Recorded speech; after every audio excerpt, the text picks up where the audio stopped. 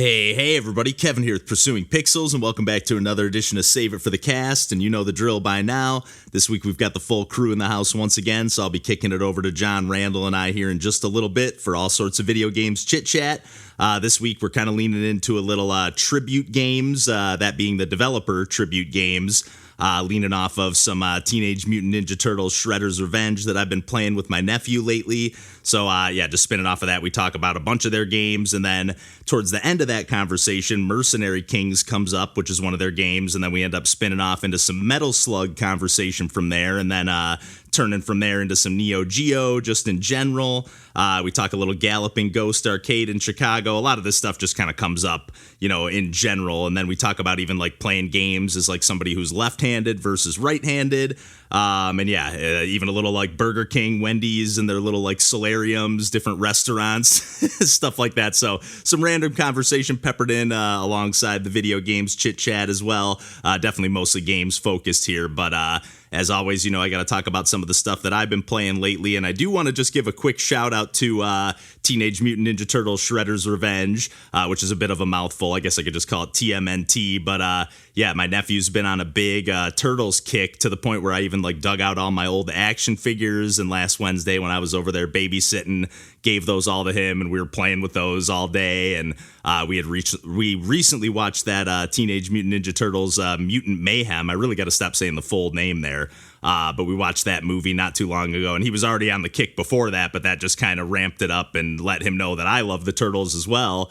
And it's even got me on, they've like released these like remastered action figures, quote unquote remastered, but they look pretty much just like the old ones with some slight tweaks and modifications to them, and they've got this 6-pack set with all the Turtles and then Shredder and Splinter, and I'm like, man, I think I need to get those, especially now that I gave my nephew all my old figures. I wouldn't mind having just a couple of those on the shelf. It was actually really fun digging through all those, but just back to Shredder's Revenge. Yeah, I definitely really am loving that game, both replaying through it with my nephew here for the second time. I guess this is probably the third time I've played through this game, because I've played through it solo on my own, and then I played through it once with my brother, and now playing it through with his son. We're having a ton of fun with that one. Like, we're probably 2/3 of the way through the game. And I just really think this game kind of stands out among the modern day beat 'em ups. Even, Randall's talked about on the podcast more recently Marvel Cosmic Invasion. And I actually saw that there was a demo for that game. And this is also from Tribute Games. Again, Randall kind of went into it in much more depth here, but I can pretty much echo all of his sentiments and just say that, yeah, it's like a cut below Shredder's Revenge. For whatever reason, it's got the great, detailed pixel art and a bunch of the Marvel characters, but it just feels like it's missing a little bit of like the overall energy to like the just, presentation in general, but also just like the combat just felt a little bit less dynamic, for lack of a better word. I feel like Shredder's Revenge just still really captures, and maybe that's because I grew up playing Turtles in Time, and that's one of my all-time favorite beat 'em ups. I know I'm not the only one in that case. That's an all-time favorite for a lot of folks. But I can say Shredder's Revenge definitely like carries on that lineage, where I guess in a way the Marvel Cosmic Invasion kind of carries on the lineage of like the X-Men arcade game, because I do think that's like kind of a cut below. Still a great game, and I loved X-Men even just as much as the Turtles, if not more so, growing up. So I have like a really strong affinity for that game. But at the same time, I do think just the snappiness and like the energy, the music, everything about Turtles in Time and then carried over to Shredder's Revenge. I just think the Turtles just kind of have that edge when it comes to the, retro classic beat 'em ups, and then the modern ones inspired by them, I guess. But then on to some of the other stuff that I've been playing lately. I've been on a big demo kick again, just firing stuff up on either the Switch or on Steam. And I guess I'm going to give a shout out mostly to some stuff that I've been playing over on Steam lately. The first game I want to give some love to is a game called Trash Heart, which unfortunately was a game that had a Kickstarter that didn't quite make its stretch goal or whatever. But I'm really hoping that the developer here is still working on this one. Their name is Francis Vase, and they have two other games in this series. They have Trash Quest was the first one, and then Trash Pit. Trash Pit kind of takes the Metroidvania formula and kind of twists it into more of like a top-down Vampire Survivors style, wave-based top-down shooter. But yeah, Trash Heart and Trash Quest are more in the Metroidvania vein. Trash Heart, I don't know if it's supposed to be a sequel to Trash Quest or if it's just kind of like a, follow-up in the same universe or whatever. But I was really impressed with this demo, and it had a lot of meat on the bones. I think it took me about 45 minutes to play through, and I don't even know if I got all the way through to the end. But I was just really impressed by not only the pixel art and just the environments and I was just sucked into the setting pretty quickly, but just the level design, just taking something as simple as like the jump, for example. You don't get a regular jump. You have this dinky little jump that you can't even get over like a little ledge or a lip, and you certainly can't jump over, up to a higher platform or anything. But shortly after the game starts, you get your jumping boots, and the way that they work is as soon as you touch the ground, they're charged up. So it mostly works like a regular jump, but you can use it in some cases to, like, for example, run off the edge of a platform, and then while you're in midair, you can kind of use it almost as if it were a double jump and kind of like propel yourself because it still has that charge since you haven't used it. And then eventually even in this demo here, I did unlock a double jump or a second charge, if you will, for those jump boots. And then you're able to like use that in some pretty clever, puzzle platforming ways. Like it's not anything crazy, especially in the early going here. And I can only imagine you're doing a lot of like backtracking and whatnot. So I don't think it's going to get too crazy with like the puzzle solving on the platforming, or maybe you'll have to do it one time and then open up a shortcut with a new ability. So you don't really have to do that challenge again or over and over and over again, I should say. But I was just really impressed with this one. I always feel like, if I recall correctly, with Trash Quest as well, but any game that like has a mechanic where you're like, it's a run and gun Metroidvania here, but any kind of run and gun game where if you hold down the fire button, and then if you're, for example, if you're facing to the right and I hold down the fire button, I can move to the left, and instead of turning, I'm going to just backpedal and keep firing to the right. And I always, the first game I played, maybe not the first game I played that had that mechanic, but the most memorable is Caro Blasters. So any game that just gives me even like a little taste of that is immediately going to be speaking my language. And yeah, you just play as this cute little raccoon character in all of these Trash series of games. But yeah, Trash Heart just kind of takes it up to like, I wouldn't say it's a 16-bit looking game, but it's kind of like that in between 8 and 16. We always call it kind of 12-bit around here. And yeah, I just really, really was impressed with the level design. The only thing that I would say is like a slight downside for this demo was the boss battles. I just found them to be like a little bit like you didn't get a good telegraph for what the enemy's attack was about to be, and they had a few different patterns that they would cycle through, and it was just kind of random, and I didn't feel like I could get a good grasp on like, okay, let me get in there and just take this boss down. But you got a checkpoint typically right before that, so it's really not anything to worry about. And then on to a couple other demos that I checked out. A game that I think I talked about on the podcast a long time ago, and actually someone else who's, I forgot to mention that the developer Francis Vase participated in our Pursuing Pixels James Jam Game Gam at least once over the years, if not multiple times. And same goes for the developer here for the game Viral Reload, and this is Viral Reload EX. I know I've talked about the original on the podcast before. And I want to say they've even won the Game Jam before, if I'm not mistaken. This is the developer of Mouthman Chronicles or something to that effect. I'm drawing a blank on the name of that game. But yeah, I was a big fan of Viral Reload in the past, and Viral Reload EX is no different. And in fact, it's just like taking everything I loved about that game and just souping it up a little bit, giving it a little more story, a little more presentation. It's got like some comic book style panels or anime style, cutscenes to kind of kick the story off. And then it's just a really cool game that, like, in the original, I didn't quite get as much of a grasp that you were like getting shrunk down and like going inside of like the human body to like fight off these viruses. But in this game, just the new like graphical facelift and the, slight added, presentation, like they show you getting shrunk down to get, shot inside this body that you're going to go try to rescue, if you will. And I just really love all that extra attention to detail and the opening cutscene. Just, it's a very arcadey shooter. It's very wave-based, and I really like how it works is like you'll get a wave of, 10 or 12, 15, 20 enemies, and you just have to clear that wave kind of Galaga style before the next one starts. But if you take any damage during that wave, it just fully resets every, you don't die or well, I guess you do die, but it doesn't like reset the level, but just everything kind of respawns and resets from the start of that wave. So you have to kind of perfectly clear each wave without taking any damage. And then, just like the bullet patterns, the boss patterns, everything's just like really fun, and it's just got a ton of personality. There's really not that much to it. You just got like a sideways dash. You can dash to the left or the right. You're invincible, I believe, while you do that. So you can go right through the projectiles or bullets from enemies, but it doesn't really get, too bullet helly.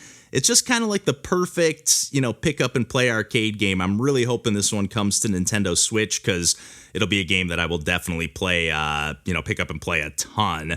It just has that, that quality to it that just screams like, oh, let me pick this up. I got 10, 15 minutes to kill.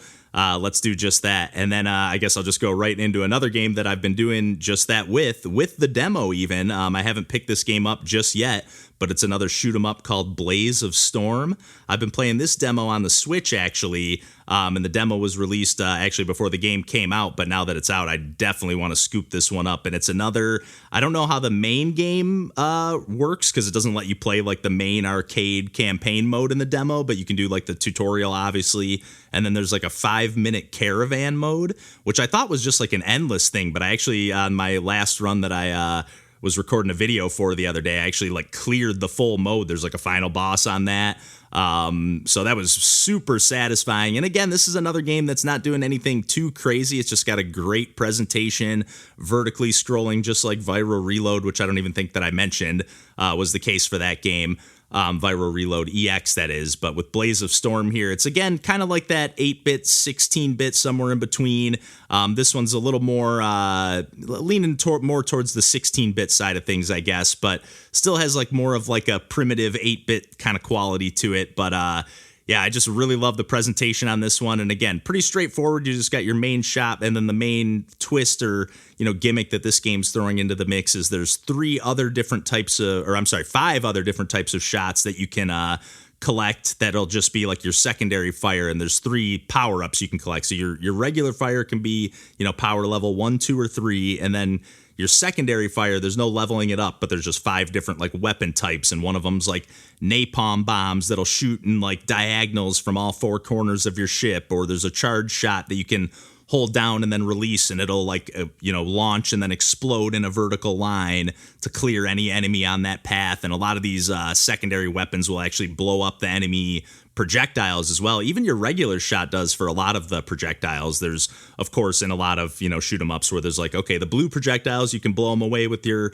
firepower, but the red ones, they're going to go right through that. So, it's a good mix of all that. And again, I've only seen what's on display here in the caravan mode, but it seems like it's just boss after boss after boss with a few enemies kind of peppered in between each one. But yeah, I am just really loving this game. I've gone back to this game, the demo here, like again and again, to the point where like I've been like, oh, I'm about to delete it off the system, and I'm like, you know what? I'm just gonna leave it on here until I end up scooping this game up. It's only $15 full price. I'll probably wait for it to go on sale just because I have a million other games on my not only on my wish list and everything, but just on even in my collection that I haven't played yet. So I probably should get around to those first and take a page out of Randall and John's book here. I know they've been trying to do that as well lately, and not spend so much money on games when they've already got a nice collection of stuff to play through. But yeah, this game is just so fun. Like I said, I just keep going back to this demo, and it's just got an energy to it, kind of back to like what I was talking about with Shredder's Revenge. Totally different type of game and totally different type of situation here, but it just has that energy that just it makes you want to keep playing it, and all the different power-ups. And yeah, that caravan mode even in and of itself is very, very addicting, trying to break your high scores and stuff like that. And just cycling through the different power-ups is just enough of like a twist to keep you on your toes at all times, and like I don't know, just enough to keep me interested throughout each run that I play. So I'm really excited to scoop that game up and check out the full campaign or whatever the main arcade mode is. But there's even some other demos that I've been playing that I'm going to leave on the table for now and save for another time, because I feel like I've been just rambling like crazy here at this point. But yeah, without further ado, I think I can kick it over to John, Randall, and I here for more of that video games chit chat coming right up. And yeah, until next week, we will catch you then, and take care.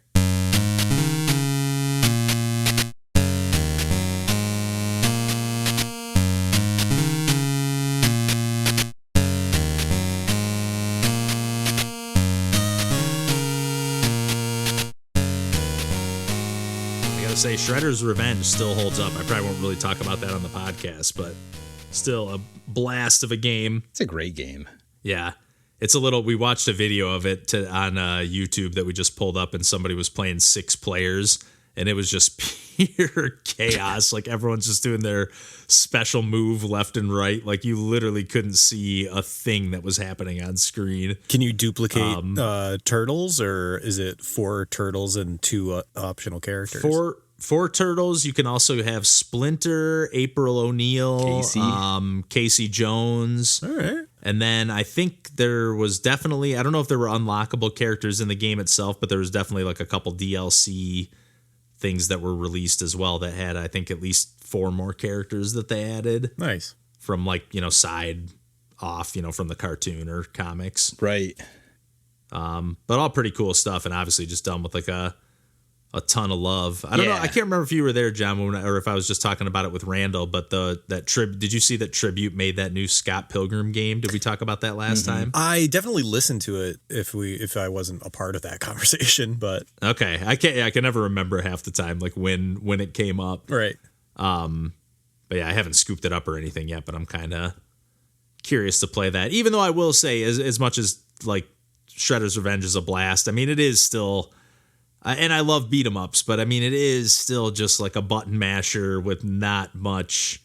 I mean, there's more depth than an old school beat 'em up, but it's kind of just grinding for, a new upgrade that I can now I can mash this button instead and do this move, it's like, but it's still blast, but the Flint Hook is still like far and away like my favorite Tribute game. Like every other Tribute game, like I feel like I get pretty like I've exhausted my fun with it pretty quickly. Whereas like Flint Hook is the only one where I was like, yeah, I'll keep playing this forever. I could see that. Okay. I could see that. Like Flint Hook, I feel like it definitely has like the most inspired idea of their games, I feel, or like, I don't know, it just feels like it's got the most personality and stuff and like the most unique. And obviously a lot of their games in recent, especially like the beat 'em ups are like literally just branded, right. IPs or whatever. Which good. Yeah, glad they're getting consistent work. Like, yeah. And like keeping the quality level up, it seems, because I know Randall talked about that Cosmic Invasion. Even I was talking to my nephew. I was like, hey, they made a Marvel game. The same people that made this game. We should maybe check that out. Yeah, if he likes it. It's like practically an extension of that, just maybe at a B+ quality instead of quite as good as Turtles is, but it's still worth it for that purpose. Yeah, especially if I can find a used copy at the store or something for a reasonable price. Oh, yeah. But yeah, I was going to say like Flint Hook definitely feels the most like inspired, but it does feel also like the roughest around the edges maybe of a game. Like I do think the like structure of that game is like kind of odd. Have you ever played Mercenary Kings? I have. I think that one's rougher. You might be right. You might be right. Yeah, you definitely are right, actually. But I do love how that game kind of blends. Funnily enough, with the game that I'm going to talk about later, that Agalos game kind of has some Wonder Boy vibes. I kind of feel like Mercenary Kings is like Wonder Boy meets Metal Slug. Yeah, it's definitely got the Metal Slug aesthetic for sure. Aesthetic, yeah, more than gameplay for sure. It's a little more, or a little less bombastic, I should say. Yeah. Mm-hmm. Metal Slug. There's this game, I think it's an old game. I don't know if it was arcade or if it was on Neo Geo or whatever. It's like, it's not that, because there's that new Metal Slug Tactics game that came out in the last, few years. But there's a different one. It's like Metal Slug Attack or Metal Slug Rush, or I forget the name of it, but they've re-released it on Switch, and it's like, it seems like it's some kind of like sort of strategy game, but a side-on perspective. I don't know, but it still looks like it was like an arcade game with like I've seen like some of the screenshots or whatever on the eShop like clearly show like a fat like joystick moving left and right on like the prompts like teaching you the controls. So I'm like, okay, this has to be although I guess if it was a Neo Geo game, but was every Neo Geo game also an arcade game? Or did they make any games like just for the console? I don't know that they made any AES games exclusively. I think it was practically one for one, like the MVS like arcade stuff. Yeah. I don't know that for a fact though. Yeah. I don't know either, but now I'm kind of curious. But I'm kind of curious too. I'm sure those time, talk about expensive games. If that's the case, I know, Jesus. Even at the time, they were expensive to buy and like have that system. But like especially now, forget it. But like, weren't those games like even at the time like well over $100 like to get a Neo Geo game? Oh yeah, for like sure. A cartridge. I think they might have even been over 200. Because those massive ass cartridges were really expensive to manufacture too. Many titles appeared on Neo Geo CD exclusively. AES home console generally shared its library with the arcade. Some titles like Samurai Showdown 5 Special, notable for official late era releases. But I thought that would have came out on MVS too. Yeah, no, it did. So no, that basically was just a 1-for-1. That's pretty. That's actually pretty awesome. Yeah, which makes sense because that's what a lot of people did. Yeah. They just made sure that their home console Neo Geo could, they just got the MVS carts from the arcade because arcade proprietors would let those things go for a lot cheaper, for a while. Yeah. Yeah. Even if they didn't have the fun, pretty labels on them, because most of the time no one would ever actually see the cartridge. It would be stuck inside the arcade machine. Right. Somewhere buried in the cabinet. Yeah. In the 4-port arcade machine, which those things are sweet. I don't know if I've ever seen one. I'm sure I have, but just never. Really? Like the 4, like where you can attention. choose from 4 games, and that the kind of on the top part of the arcade, it's like little mini portrait images of each one of the Neo Geo games you could play. Interesting. I don't know. I'm not sure. Yeah. I'm not sure. I have to have, but I'm not positive. If I did, it was before I was like as plugged into like, being aware that Neo Geo was like kind of its own thing and not just like another Capcom, making games or whatever. Yeah. Right. Or SNK for that matter, I should say. Mm-hmm. But yeah, now I'm kind of, because there was a cabinet at that Galloping Ghost in near Chicago. Oh, I'd be shocked if that place didn't have. Yeah, I do remember playing, and I do remember playing because SNK, they made like one of those like 1940 shoot 'em ups, right? There's like 2 different series of those. I thought those were all Capcom. There's Capcom, but there's like another series because like Psychio made some of those too. Right.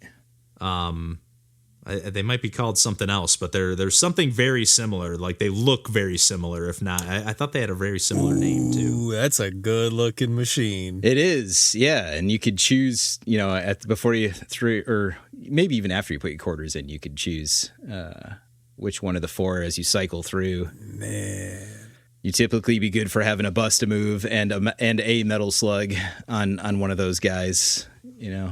So just 4 buttons. Probably like a fighting game. Yeah, 4 buttons in kind of a mostly a straight layout with kind of the first button a bit of an lower. arc to it. Thumb, yeah. Interesting. Yeah, that's a. Yep. I love like thinking about the ergonomics of that sort of. Oh yeah. Yeah. Like clearly that button was made for a thumb. Yeah. Yep. I think about that sometimes with like controls. Like, are neither of you guys are left-handed, right? Nope. No, but I kind of do like a decent amount of things ambidextrously or with my left hand. So yeah, kind of maybe. Nice. I also write stupidly, so maybe I should have been, but time and place kind of thing. Sunk cost fallacy. You like are de facto right-handed just because you've spent your life. Nobody bothered telling me different on that or many other things. So I write like I'm left-handed with my right hand, if that makes sense. Yes. Huh. Yes. I play pool left-handed, but everything else right-handed. Yeah, but I think about that with like a skateboarding, but otherwise right-handed. Nice. But I think about that on like a controller, like, for like button mashing, doing that with my right hand is like very natural. But if I had to button mash with my left hand, I don't know. So if I'm left-handed, like, I mean, I guess you just like grow up. If you play games, you're using a controller that way, and there's just no other way around it, really. But yeah, Mm-hmm. Stupid upstairs neighbor, dude. He's like doing that rolling around thing that he does sometimes. And I got all excited because I heard him leaving a minute ago, and then he came back like 2 minutes later. I'm like, where the fuck do you go for 1 minute? Get his bowling balls. So, yeah, seriously. He must have some kind of like exercise machine or something that he uses. Either that or like a vacuum of some kind, like a non-powered vacuum. But he's never done that while we've been recording, so I'll be ticked if it's during the episode because that's gonna be super loud.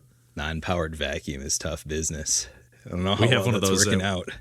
We have one of those at work. It's like one of those, like, I don't know if you guys ever remember. Like, I feel like I remember. Only place I ever remember seeing them was like in like the classroom in like elementary school, and you'd have to get that little like I was gonna say Wendy's broom vacuum, Yeah, like right, go back right. and forth. Yeah, Wendy's at a fast food place. or Pizza Hut, I think, baby. Oh man, Yeah, No, I can that sounds totally right. picture that at either of those locations because Wendy's used to kind of promote the dining in a little bit more Yep. than Sure. the other places. Oh, You know, in they the had that, like, solarium. that was in the sauna, the front room. Is that what it's called? The That's what it's solarium? called. The Oh one my over by God. us got turned into a dentist's office. I was just gonna say, I love when you drive by a business that you can clearly see like this used to be a Pizza Hut, this used to be a, whatever, and they just didn't bother changing the building much. No, why would you? No, Yeah, there's some law firm that I drive by when I'm going back and forth between my parents, and it's like clearly used to be a Burger King, like one of the big ones that had a play place Oh, hell in the yeah. front. Hell yeah. So it's just like they got these big windows in the front. It's hilarious. I love that.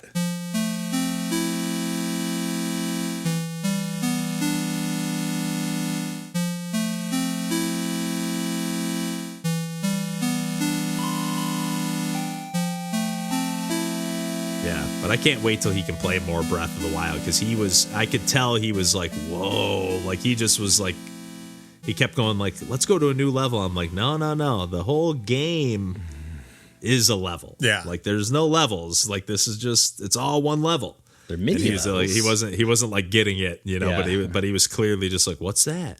Yeah. Who's that? It was the old guy right at the beginning, like the old man who's like the king, right? I think Yep. at the beginning. But he's like, who's that guy? He's like, kind of looks like Santa. I was like, yeah, I'll give you that. He's got that beard going.